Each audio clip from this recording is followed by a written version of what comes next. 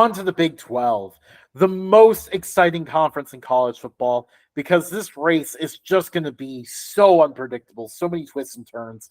I mean, this conference is probably my favorite power conference now because of just the collection of teams are just so much fun, and they actually somewhat regionally make sense. Somewhat. Yeah, the You East Coast randomly teams are a little tough, but you randomly have West Virginia, and then the northernmost team is what, Cincinnati? either Cincinnati or West Virginia. Yeah. Oh wait, And then no. Iowa State's like way up there. oh, okay. Well, never mind. But like, so you have Iowa State, Cincinnati, and then randomly UCF out of nowhere, and then West Virginia. Everything else kind of makes sense though. Yeah. Yeah, I mean, like everyone else is close together, and it's gonna be just a lot of fun. Yeah. Jumping right in though, sleepers. I have UCF. I think KJ Jefferson is gonna take what he had good for him in Arkansas and then take it up a notch at UCF. And despite it being a very competitive conference, I think they're gonna surprise some people. Ooh, yeah, I like that one. I was thinking about UCF myself. Ultimately, I end up going with TCU because so many teams have been mentioned as a sleeper in this conference, and TCU is not one of them. Despite them being what, 2 years removed from losing in the national championship. Yes. And that is because, like after you come off a national championship, all the guys are on you. And then basically everything that TCU did well to make the championship went wrong for them the following year. Last year they started losing one score games. The offensive line wasn't as good. They were losing the turnover battle. Like all these things turned, like just took a complete 180 flip. I think a lot, maybe not everything, but a lot of those things will turn back in a direction. Josh Hoover, their quarterback, kind of got trial by fire last year when he got thrown in when injuries happened. If he can stay healthy throughout the whole year, he's going to be pretty good because he started playing good late in the year. Like, I didn't even realize the Oklahoma TCU game at the end of the year happened, but like he put up like 45 points of what was a pretty good Oklahoma defense. So like, he tore it up there late in the year after really struggling for a while. The offensive line, they brought in some guys from the portal to help address it. I also think they're just back to being bigger, meatier men. Bigger, meatier men. Like they needed up there. And, they made some changes on the defense to improve that side of the ball. I think they'll also just get better at forcing turnovers as well. Yeah. Bust candidate, we both picked Kansas State. I think Justin, for reasons because Chad and I may have cyberbullied him. No. I'm fairly certain that you picked them because we bullied you last year about ranking them. But my reasoning is Will Howard isn't anything to really look at in terms of a quarterback in my eyes, but he was the only thing keeping this team afloat. So now that he's gone, I think they come crashing back down to earth. Well, I mean, don't overlook Avery Johnson. Like they kicked Will Howard out because they liked what they had in him, but I think he's still very young. He's an electric runner, but he needs some development as a passer. And this goes into why I now have them as a bust. He needs to work as a passer, and the offensive line is a concern. They're basically replacing everyone up front. And then finally, the other reason is because, I looked at them compared to a lot of the other teams I liked in this conference. And, like they play they play a road schedule that can really trip them up in a bad way. Just a lot of different tricky environments they aren't used to playing in could also, mess up their season and put them below some of these other teams that have in contention. Yeah. So, our conference championship. I have the Utah Utes over the Kansas Jayhawks. Utah is turning into one unit of a program, and they're pretty deep. They return quite a few starters. Um, I think this is how they start trying to compete with the top programs. They went from like what 15 years ago, maybe a little bit more than that, being a program that Urban Meyer was trying to bring up. Now Yeah. they're there, and I think it's like one of those NCAA dynasties that you're like, whoa, where the heck did they come from? That's kind of Utah. They just slid under the radar because they were living in USC shadow, Oregon shadow, Washington shadow for a little bit. Now they don't really have any of them to compete with. And I think that they just take this conference and they're like, look here, Sonny, this is our conference now. Kansas, I like Kansas. They what's his name? Jalen Daniels. Yes, Jalen Daniels, not to be Okay. confused with Yeah. Jaden Daniels. So that tripped me up quite a bit early last year. Jalen Daniels, I think, is going to have a stellar year, but just come up short against the Utes. By the way, Yeah. while I'm talking about Utah, I kind of want to spend like 15 years in my college football 25 just making Utah versus Utah State the biggest rivalry in sports. Oh, yes. That would be a lot of fun. Yeah. Oh, that'd be awesome. And then both games, like you have the mountains in the background. They're actually finally reviving that rivalry this year.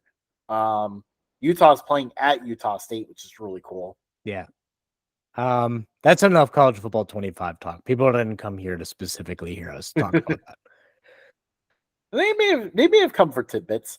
Yeah, Kansas, I like a lot of what they have. What kept me from putting them in the conference championship game was I'm still worried about Jalen Daniels making it the full season because he hasn't yet. Like he's been electric when he plays, but can he manage to play all 12 regular season games? That's going to be the big question. If he does, the schedule sets up real nice for Kansas to make a run. But that's not what I have. I have Oklahoma State over Utah. Oklahoma State just has a ton of experience back.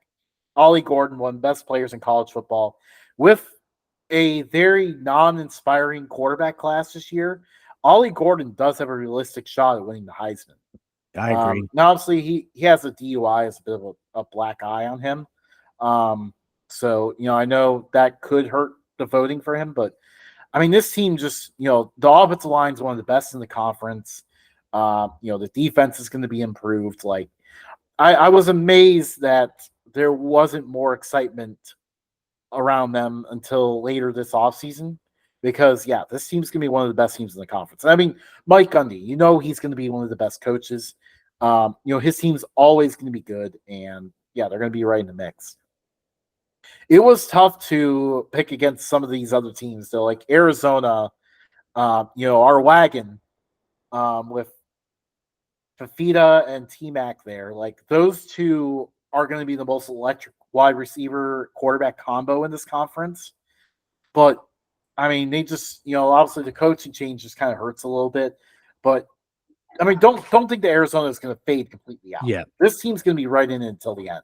They were 1-2 in Heisman in college football 25s, like for their time together, like the entire time they were together. I love that they're so good in the game. Yeah.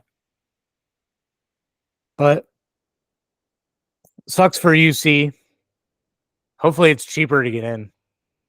Yeah, no, right. Yeah, this is a Cincinnati show. Like, we might as well close out the Big 12 here talking about Cincinnati. Yeah. What are your expectations for the season? Same thing as last year. Low. I think what they're gonna do is they're probably gonna get a little better in the red zone, but I don't think they're gonna get a whole lot better. It did worry me that Dante Corleone it did worry me with the blood clots he had. But I guess it's taken care of because I really haven't heard much since he got. I guess he got cleared again. Play. So I don't know what that was about. I haven't heard a whole lot about it since. It really didn't make big news. It just kind of came out and like a couple like bigger people tweeted about it, and then nothing else since. Right. Their games are a lot of fun to go to. So like if you go to a game that I don't plan on going to, then you should definitely go and enjoy the game. If you decide to go to a game that I'm going to, then just stay out of my way. The traffic getting there, it sucks. But Nippert Stadium is a beautiful stadium. So if you're ever passing through and got a chance to look at it, it's pretty dope. Yeah, and it's one of the few stadiums where you can just walk in at any time. Yeah, a few years ago, I worked near Nippert Stadium, and I would grab my lunch and either eat it in the stadium or I would eat it and then just go chill. And that's when FC Cincinnati was playing there. So then they would be like warming up, or they'd be putting the turf down for soccer. Very cool. Yeah. So yeah, that's my expectations of Cincinnati this year. Yeah. Yeah, it's hard to tell. I mean, they just execution and key downs is a huge key for them. And we're not confident that's gonna happen. I just don't think they really have the offensive talent. Yeah. I think they have the defensive talent still. I think they can keep that going, but I just don't think they did enough offensively. Their running back's really good. But outside of him, I don't. Maybe a receiver or two. I think they lost like half their receivers. But I still think they got a good one. I don't even know who their quarterback is this year. To be honest with you on that. Likely Indiana transfer Brennan Sorsby, but I think they have an internal candidate kind of pushing them for the job. I don't think that it's going to be that hard. I think that they're gonna. I think that if we at 32 years old wanted to walk on to UC, then maybe we could compete for quarterback as well. Matt, that's probably not the case. I mean, we are well past our primes at this point. My prime's just beginning. You see this? You see this, Justin? You see this perfect beard angle? Nah, you wouldn't even make the practice squad. Tackling dummy, I'll take that. Yeah. I mean, the only role I think I could ever take is like, it would be funny to be that the one normal person in the Olympics that goes up against the real Olympic people so that they, people can tell how hard it is. I feel like you would be that guy, but I think I could. I would. I think I could, maybe not in the speed category. I'm not really that fast, but I feel like in a lot of other categories, I could probably hold my own for a little bit, depending on who it is. Yeah. Neither one of us is that fast. I would get toasted if I was a corner. But yeah, that wraps up the Big 12.